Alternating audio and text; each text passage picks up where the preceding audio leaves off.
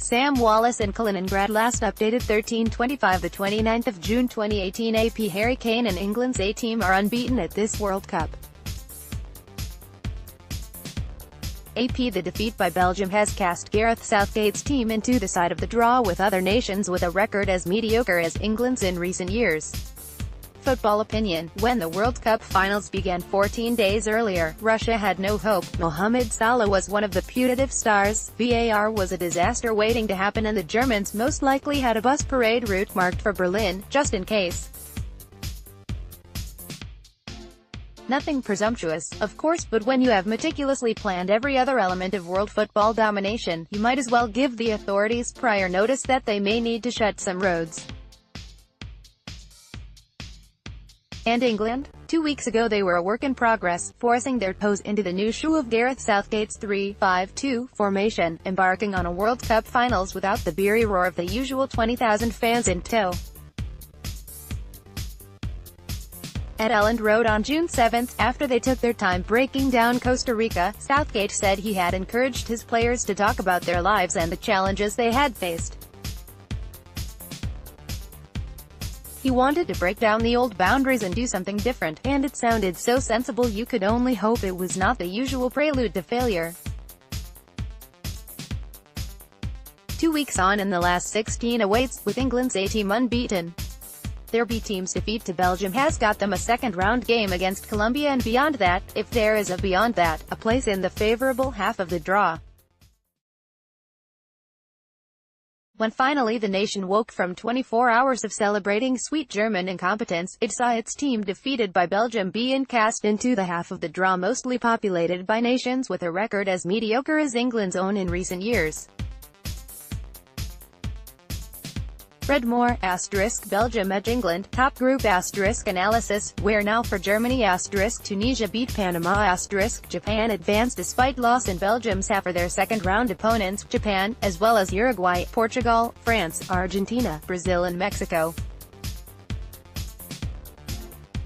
A collection of sides sufficiently intimidating that, in the first half, Roberto Martinez seemed not to want to win, his team counter-attacking with all the speed of a 1967 Folga negotiating the foothills of the Urals. When Annan Januzaj scored the game's only goal, it was hard to tell how Martinez felt. He made the cutting gesture generally recognized in Spain to denote wonder at a spectacular goal, although it also looks like the gesture to desist. Add feedback: whether winning was Martinez's plan or not, we may never know. For England, the tougher second-round opponents Colombia at the Spartak Stadium in Moscow on Tuesday, Wednesday NZ time, and then potentially the winners of Sweden or Switzerland. Great news until you consider that both are very much the kind of underrated European opposition who have embarrassed the English in the past. As a nation, Colombia's best World Cup was their 2014 quarter-final in Brazil, when their support traveled in huge numbers and they were on their home continent. This current team have a core of established top-level players and some, like the goal-scoring centre-back Yerry Mina, of Barcelona, going that way. Clearly much rides on James Rodriguez's fitness. All of the 16 survivors come into the second round with reasonable questions being asked of the overall health of their chances. Even Brazil, who strung together a few steps of the old Jogo Bonito when they saw off Serbia on Wednesday for first place in Group E, were posed problems at the start of the second half, when their opposition thought they might smell a weakness. In Mexico, Brazil face a country that has forever been in their football shadow and a team who conjured one of the great performances of this World Cup to beat Germany, and one of its worst in the defeat to Sweden. Mexico should have won their group, and the gloom will be enfolding them that a seventh straight round of 16 exit awaits.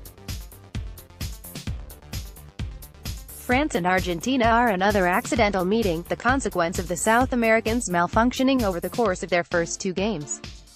Of course, the World Cup knows how they can be beaten, as per Croatia's example, but you wonder about them now, stripped down of all pretense.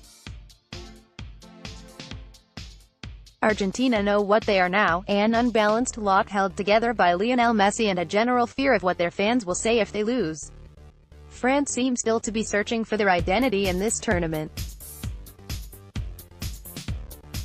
So too Spain, turned upside down by the Julen Lopetegui saga, outfoxed by Cristiano Ronaldo in that first game, equalizing late against Morocco in their last. Another case of one of the elite trying to find their stride. There should be no chance of the Russians prevailing, but then Russians were given no chance of reaching the second round of their own tournament, and yet here they are in Moscow with a good side on the back foot. Sweden and Switzerland have come as far as they could have hoped, and the tournament should hold no fears for either. Croatia are a much better side than Denmark and have potentially the tournament's best draw. In Uruguay and Portugal, the world expects. What did England lose in Kaliningrad, apart from the game? Hard to tell in a tournament where no one feels invincible, and the draw has opened up the possibility that someone new could step forward. It certainly feels replete with possibilities for those teams outside the usual elite, of which, of course, England are one.